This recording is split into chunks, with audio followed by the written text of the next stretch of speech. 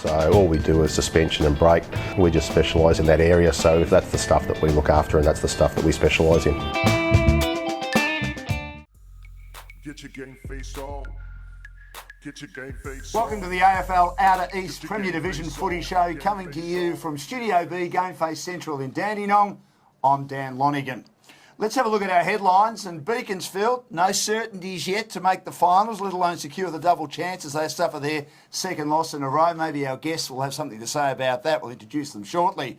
Warrigallock back into the top three. Narre Warren have 12 goal kickers as they annihilate Healesville by over 150 points. And after a draw last week, Cranbourne's finals aspirations suffer another nosedive as they just fall short against Wandon in an absolute thriller. Let's welcome our guests, and they are from the Beaconsfield Football Club. Lee McQuillan is their coach. He's done a great job with them. They've just dropped off the face a little bit in the last fortnight. Welcome, Lee. Good to have you with us. Thanks, Dan. Good to be here, mate. And also Nick McPherson, one of the stars, and they say he's the captain of culture at the Beaconsfield Footy Club. I don't know what that is, but I'll ask in a minute. G'day, Nick. Good to have you with us. Good to be here, mate. Now, you had a magnificent 6-week period, Lee, didn't you? And then you had the bye, you had the competition bye, and you've lost a bit of momentum. Yeah, we have probably the last couple of weeks. We came up against a good Wandon outfit on their home ground, and they played that pretty well. We knew going in that they'd won 4 of their home games, so we knew it was going to be pretty tough. So, yeah, look, it was a close game with the breeze going one way, and we probably didn't make the most of it. And to their credit, they did, and they finished us off. So that was a tricky one. And then last week was a tough one against Berwick, like it always is. But we felt like we got a lot out of it. We felt like we had just as much of the footy as they did, but in the end they had a couple of forwards who finished off the work, and that was probably what we didn't have down the other end. Why are they so good? Oh, look, I think their midfield runs so deep. I think, when you've got, Matty Andrews and Tucky and, Magna and those blokes through there, I think their quality through the midfield, and they've been able to introduce a few young fellas this year, and look, they've been able to sneak them in, and they're playing some good footy as well. And I think, probably their back half's quite strong. They match up, probably really well against every side, and they're a big side, big thick set side, and they play their ground well. I know earlier in the year we lost by 3 points and possibly should have won that one. So look, we think we're right there. We haven't been able to beat them the last 2 times we played them, obviously this year and last year as well, but we think we've never been closer. Just on that, Nick, you probably should have won that game earlier in the year. One of your defenders should have been paid. I saw the highlights of that. Should have probably been paid that mark in defence, and then Tim Gunn's got the ball at ground level and snapped it over his shoulder, and they just beat you. And your inability to win the close ones, but you had an excellent percentage, which kept you in touch with the top teams. Then you got on a roll. Do you think that match earlier in the year was the one that gave you a bit of self-belief? Yeah, definitely. I think as the year's gone on, I think we've matured a lot as a side. Those close ones is what really developed us, I reckon, and brought us closer as a team. And and I think the 6 following weeks or so that we got over the line definitely helped. And talking of belief, I mean, beating Narre Warren, that was an unbelievably good win, wasn't it? It was title day, and you were just too good in the last quarter. Young legs. Yeah, definitely. We're a quick side. We've prided ourselves on 4-quarter footy, and unfortunately last week we probably dropped off for 20 minutes, and that 4-quarter footy really that we prided ourselves on really hurt us. So. Just on that win against Narre Warren, Lee, did you really feel, gee, we're a massive chance here with that brilliant way that you finished the game? Yeah, we did. We didn't get off to a good start. They kicked the first 4 goals, and I think a lot of people probably sat back and thought, oh no, is this going to happen again like it has in the past? But it certainly didn't go that way. At quarter time we'd kicked a steadier towards the end of the quarter, and we felt like we were right in it. We felt like we'd had enough footy, but to their credit, they'd had it on the scoreboard. So. We've got a big mantra at our football club that we reset every quarter, and we don't worry about what's just happened. It doesn't matter whether we're 4 up or 4 down. And I think it's just belief. It's absolute belief in our game style and the side that we put out there. So I think, we knew at quarter time we could win that one, and we just kept chipping away at it, and it came our way at the end. In the end. And I mean, Narre's a very good side, but we think we are as well. I remember speaking to you last year, and you were very committed to the new competition. How do you think it's gone? Well, look, I think there's just a few teething problems with it. I think that, and it's probably more list management. I think, speaking to Wandon's coach and a couple of the other coaches there, I think that they came into it, picking sides based on their grounds. And I think that, it's important in this comp to win at home and away. Yeah. And I think, we've probably managed that okay. And we acknowledge that Wandon on their ground are tough. And, Upway in the first half when we played them last time were quite tough early too, until we were able to break that open. So I think, for opposition clubs, it's more about them getting a list that's probably able to play on the big grounds and the small grounds, and probably we've adapted okay to that. We've certainly got to look at it, in regards to that Wandon loss and look at what went wrong there and work out, whether we should have picked a different couple of guys on that ground. But apart from that, I think the competition itself, I think in its first year, they're going to be looking at sides and going, well, who in Division 2 possibly could come up, and who in Division 1 who in Division 1 should come up, and who in Premier should go down. And once they do that, I think possibly next year we might see it a tad more even from the bottom to the top. Nick, what about all the buys? Bit of stop-start footy. It probably hasn't affected your team as much as some teams. I know Cranbourne, particularly early in the year, it affected them more than anyone. Yeah, look, I think breaks can be good, breaks can be bad. It just depends on how you handle that week off. I know us as a team, I think we did a bit more culture building in the weeks off, and that's definitely helped us in the back end of the year. But obviously you want to play a bit more consistent football throughout the year, but for us, I don't think it's really hurt us that much. Talking of culture, your captain culture. Yeah. What does captain culture mean, Nick? I think I've had a few more off the field best on grounds than I had on the field best on grounds. So you set the tone for the boys to have a good time. Yeah, absolutely. And Good I think I like to razz the boys up a fair bit before the game. And I think a footy club needs to be close knit if you want to go fast. So I'm all about that, I suppose. Do we take it a bit too seriously at times, Lee? I think we do. We can see in the AFL what they're trying to do now with, I guess, putting a bit more laughter into it. So I think we do. So, we often, I guess, cut back and we have a good laugh at times. I mean, if I'm doing a pre-match, chat to the boys or one of the guys is speaking and someone stuffs up, we have a bit of a laugh at each other and, because it doesn't have to be all serious. I think that sometimes, even, when you have a close loss, I think that sometimes we look at it and you can overanalyse it, whereas, it might have been the difference between losing by 3 points and winning by 3 points is massive in regards to what you speak about at the end of a game. So sometimes we just cut it down to, we just weren't good enough on the day and we just move on, and you've got to do that. Well, it's been a pretty tight last couple of weeks. Cracking rounds of footy. Look, the Narry Warren-Healesville game blew out, but that was the only one. Woori Yallock defeated Alinda, who's certainly improved in recent weeks. Wandon found a way to win, 32 scoring shots to Cranbourne. Cranbourne had a draw last week, and have you felt, boys, that Cranbourne are not the team they have been in past years? And do you think they've been affected a little bit? I mean, just your view from the outside by the fact that they probably would prefer to be in the MPNFL. They're not, and they got a late inclusion into the Outer East because for a long time they still didn't know what their future for 2019 held, and it's been a pretty tough year for them, hasn't it? Yeah, it probably has. I mean, we played them in round one and kicked the first 5 goals of the game, and then they came back and beat us, and they're always tough to beat at home. But I think they lost a lot of older players, and I think that possibly hurt them. And I know they've had 2 or 3 go overseas as well. So I think that's always hard to cover. I mean, we had about 5 or 6 out ourselves on the weekend, and we know it's quite tough to cover. So I mean, hats off to them. I think that result against Wandon, I mean, it's 3 points. So again, like I said before, if they'd have got up by 3, I'm sure Obi would have celebrated that one because it would have been big for him. But unfortunately, he's gone down, and I think the Wandon boys are probably going to celebrate that one themselves because that puts them right in the mix to play finals now. So I think Cranbourne themselves, maybe they wanted that other league, but they're in our league now, and we certainly like playing against them. So it is good to have them in there. True or false, Nick? Lee was finding it hard to find a player when I contacted him last night for him to come on, and he said the boys are very, very quiet because they don't want to get a fine for going on the Game Face Footy Show. You're going on and you won't get a fine, although I did offer to pay you a fine if someone would come on. I was that desperate. Yeah, well, all the fines go to end-of-year footy trips, so I don't mind paying it, to be honest. A few more beers I afterwards. don't mind paying it either. Where are you planning on going this year? We're going up to Cairns, so... Oh, yeah, excellent. it'll be good. That'll be fantastic. But hopefully, Lee, not until well after the season's over, that you can be right in contention. Do you feel if you get a decent crack at it in the finals, you can cause some damage? Yeah, absolutely. I think when you look at it, us since I've been coaching the footy club, the only side we haven't beaten is, apart from the Yarra sides coming in, the only side we haven't beaten is Berwick. So, we honestly believe that, we'll give ourselves every opportunity to win that. We'll get some players back over the next few weeks. We'll get continuity into them, get the side playing together. And I think that, we'll give ourselves every chance to win it. I certainly think if you look at our last 2 years, I would have said this time last year that,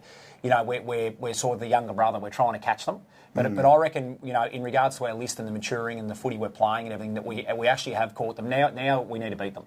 You've got a lot of guys that sort of grown up together, haven't you? Because your juniors are among the best in the competition, aren't they? Yeah, definitely. I think the young guys coming up have really given us a boost this year, and there has been a bit of a shift in the top probably 3-4 sides this year that's been noticeable, and some of the Yarra teams have challenged them as well and challenged us definitely. And I think we're going to go strength to strength if we can hold on to those younger guys. A great AFL breeding ground. Ozzie Jones, of course, played over 200 games for the Saints. Andrew Hoddy Williams, who is part of the Monbowl team as the coach in First Division. He played over 100 games for Collingwood and West Coast, Beaconsfield boys as well. So you've managed to find a lot of players, develop a lot of players over the years, not only those that have gone to AFL level, but those that have played a lot of decent local footy as well, Lee. Yeah, absolutely. And if you look at our side, I mean, when you look at our points, we've had to bring in a couple of recruits because of the age of the side, we've had to bring in a couple of bigger bodies that are a bit older to be able to, manage these kids through. But I look at Beaconsfield over the next few years and think that, this side will easily get down to playing with 22 points at some stage based on these kids coming through. And we don't want to stop them playing because they're Beaky boys through and through. So we'll back them and put them in there and give them that opportunity.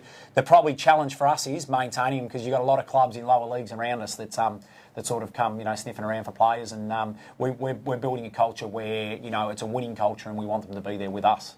Our guests on the Premier Division Footy Show for Outer East today, of course, Lee McQuillan and Nick McPherson from the Beaconsfield Footy Club. Lee, their coach, Nick, their captain of culture and one of their star players. I love that term, captain of culture. It's the first time I've heard it. And hopefully all football clubs, when they appoint their captain, appoint a captain of culture from now on, now that you've heard it first on our Footy Show. And our guest brought to you on the Premier Division Outer East Footy Show for Game Face by Pettis Suspension and Brakes. Let's look at the team of the week, which I put together, and if you've got criticism of it, I'm sure you will, and if you want to praise it, which I'm sure you will too, and I'll be very happy about that, make sure you get on the Game Face Facebook for the Outer East. The backline, Bertrand Cranbourne, Batten from Woori having an outstanding year, always in the team of the week generally, or in the mix.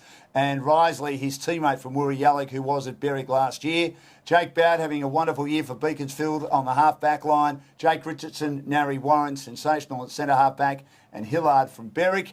Foot from Narry Warren on the wing. He kicked 4 goals for the Magpies on the weekend. Marcus Hoddies, been a star for Alinda Fernie Creek for a long time now. Brendan from Berwick on the wing. The half-forward line, Maxie Reynolds from Hillsville. Jackson from Narry Warren kicked 6. Collins from Narry Warren kicked 6. He's kicked 14 in the last 2 weeks. Hodgett from Wandon in the forward pocket. Money from Berwick kicked 3. He's at full forward. Toner from Narry Warren bagged 4 in the forward pocket. Zach Monkhurst, well, when we pick the ruckman, we tend to pick Zach every week. Glenn Osborne from Cranbourne. Dylan Quirk from Narry Warren, the Rover, the interchange. Jesse Cyrilis from Berwick. Bayliss from Wandon. Luke B. Hugo, Cranbourne. And Kyle O'Sullivan from Beaconsfield. And the veteran boys, Colin McNamara, back for Narry Warren.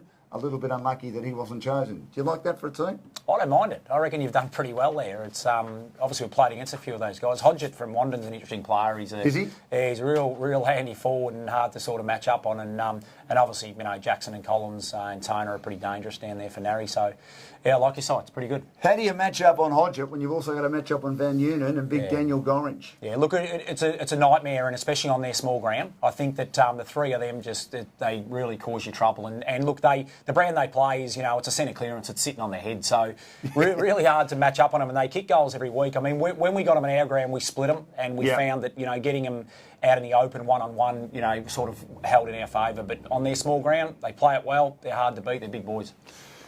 It is what it is, Nick. Is it one of the smaller grounds you played on? Yeah. And how did you cope with it as a player?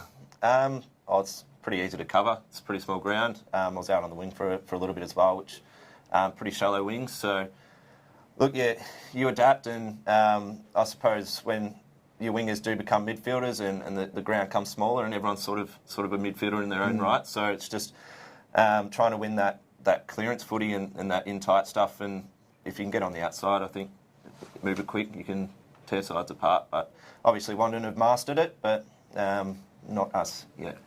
Outside footy and setting the standard when you have nights out, Nick, what do you like to do? Your work, your uni? I work at Nike in Melbourne Central. Oh, so good. yeah. Do you get all the gear and everything? Yeah, get a few shoes here and there and whatnot. What's the best top or best set of shoes you've got from them? The Next Percents that just launched. Oh, really? Great shoe, yeah, They're good? $320 pop. So Really? you've got a bit of pocket money. Come down and I haven't. Buy some. You know. Are they shoes that you just wear because they're good shoes to wear, or can you run in them, or are they a specific type of running shoes? They're running shoes, so marathon flats. Right. Yeah, it's for your elite runners like myself. So. Yeah. Yeah. Not me. I try and run 8Ks a day, but Lee, I'm a little bit like the late great Cliff Young. I'm a bit of a shuffler. Now, you love your footy. I know you're a footy head, and when I've spoken to you, you're just absolutely passionate about it, as am I. What do you like to do other than, of course, be a school teacher and watch footy left, right and centre? And look after your family, of course. Yeah, my family's actually in Canada at the moment, so I'm a bachelor at the moment, so it changes things up a little bit at home.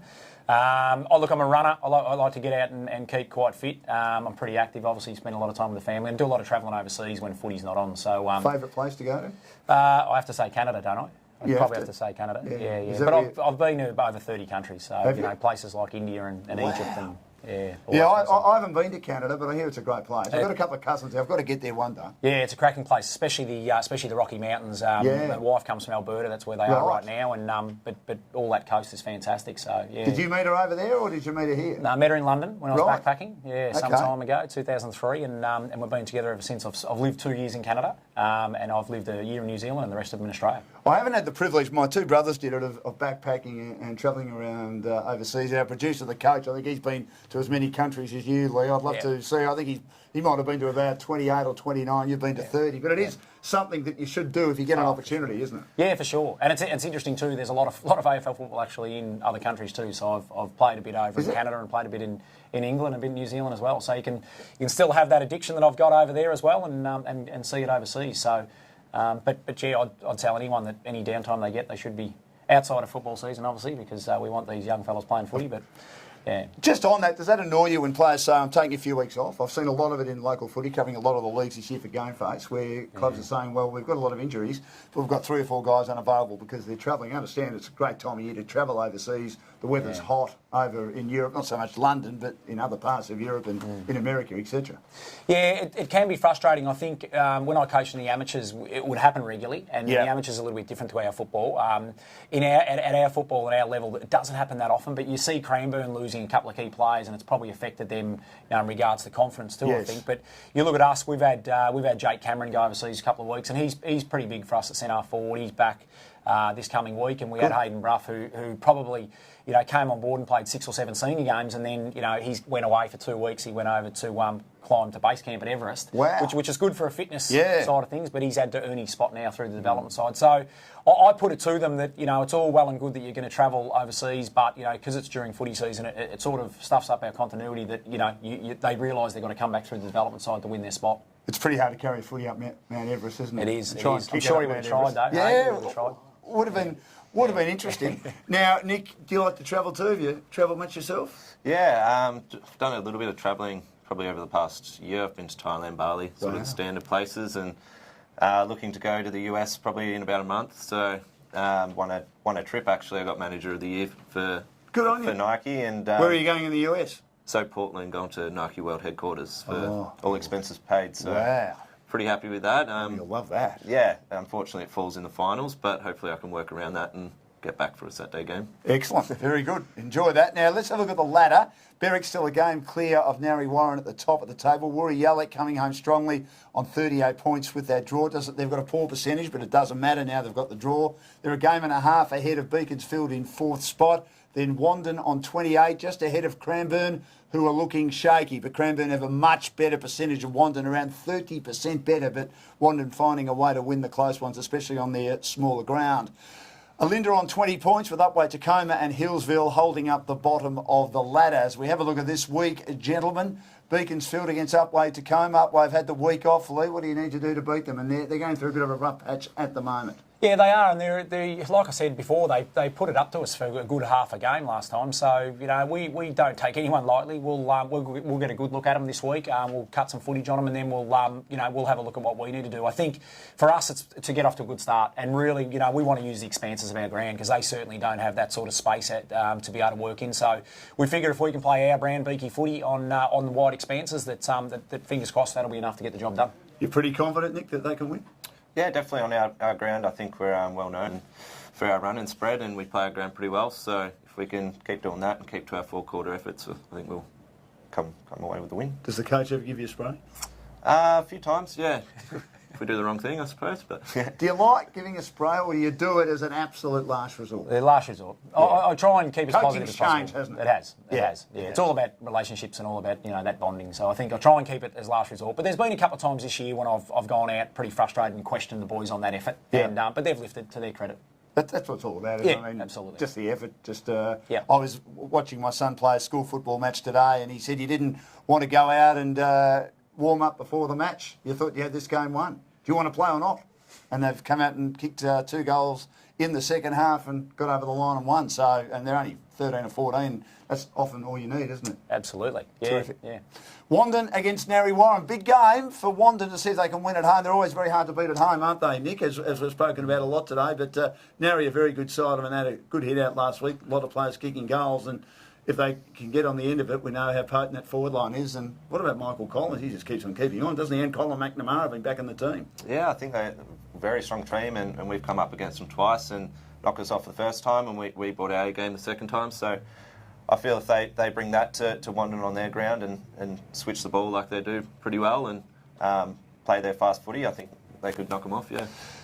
Narry have got a lot of goal-kicking avenues, and they've got the luxury of having Michael Collins play at half forward. What's he won about 7 best and fairest and 8 premierships, and he's still playing. And I mentioned Colin McNamara, who decided at the halfway mark of the year, maybe we can win the premiership this year. I better see if I can get involved in yet another one. Yeah, absolutely. I mean, Colo's a good footballer. He's hard to match up on. This ground will suit him because long and deep to him, and it'll put the Wandon defenders under pressure. And I suppose when you look at the matchup, they can look at the Berwick game in round 1. They can look at our game. They can look at Cranbourne's game. I mean, they've beaten all the Seftonal sides, so credit to Wandon. You've got to take your hat off to them. So this is the one that they'll want to get to finish off the 4 of us. And I guess if they get this one, it puts them right into finals calculations. This is the time of year where they seem to fire up. They seem to get off to a slow start. Their percentage is never great, but come last 3 or 4 weeks before finals, something in them seems to awaken, and off they go, and they have a crack at it, and they know how to win premierships.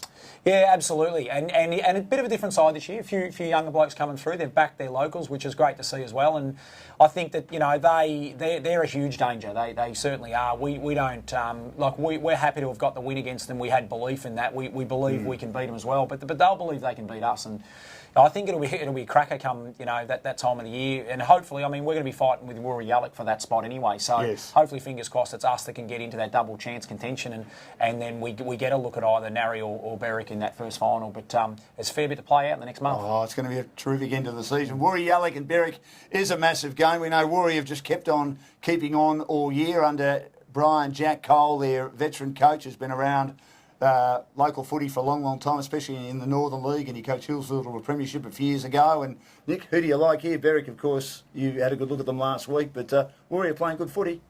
Yeah, look, I'd like to see an upset. Warrior have played really good footy all throughout the year, and I'd say probably one of the better Yarra teams. So yeah, I'd like to see Warrior get up, bring their physicality. What about you, Lloyd?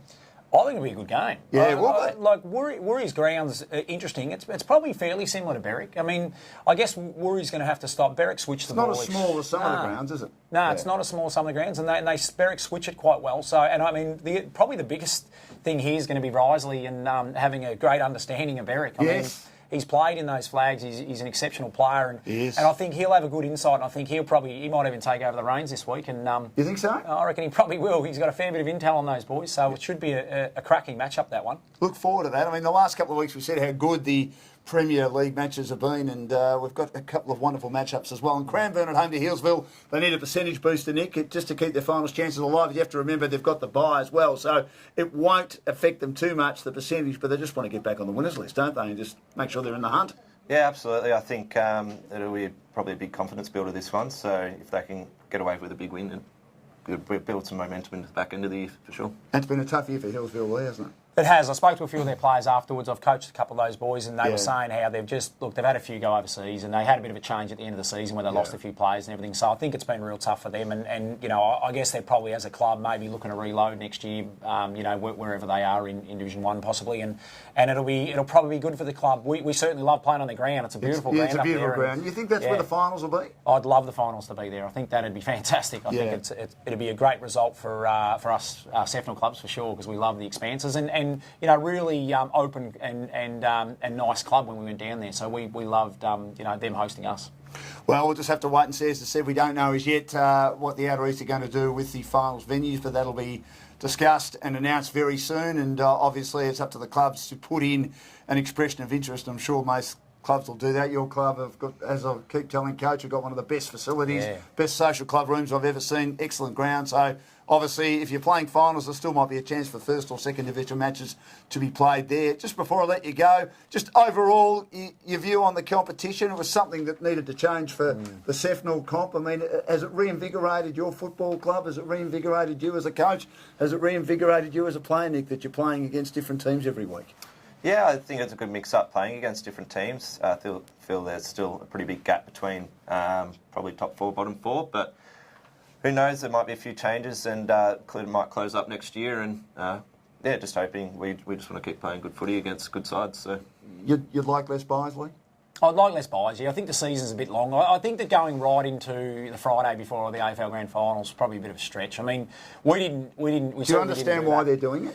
Yeah, because of the stretching of the competition, Division 1. Or do you understand why they're holding the grand final on Friday night before the AFL Grand Final? No, well, I know that their league did that last year. I know that our league certainly didn't, so we're sort of copying that sort of format. So, and look, I just think there's a lot of lulls throughout the season. It makes it long, especially depending on, I mean, this year we played 3 practice matches and an intra-club. So it made our season really long. So I guess moving into next season, if they're going to keep it this way, we'll just adjust how we plan things. Do you need more games? You need to. I mean, but then if you play 18 games, you've got a situation where you play 2 teams 3 times, and you've got the uneven situation that we all whinge about in the AFL, don't we? Yeah, I think that it's right. 16's right. If you're going to play that many teams in there, you don't have to add another one if that's what you're going to do. But I certainly think that you'd keep it the same way, whether whether you're bringing 1 or 2 or 3 up, whatever you're doing in the competition, to depending on where clubs want to be. But I'd keep it the same way. It's probably, if you're adding 2 more games, the other stretch that happens to clubs is the financial side too, because you're adding in a bit more contract wise than that as well. So. Good on you, boys. Really appreciate you coming in. Thanks, Lee. Thanks, Nick. Good luck for the rest of the year. Having a good year, Beaconsfield. It's wonderful to have the boys from Beaconsfield in. Thanks to Pettis Suspension and Brakes. That's it from the Outer East Premier Division Football Show from Studio B, Game Face Central. We'll catch you next week. Remember to get your game face on. Get your game face on.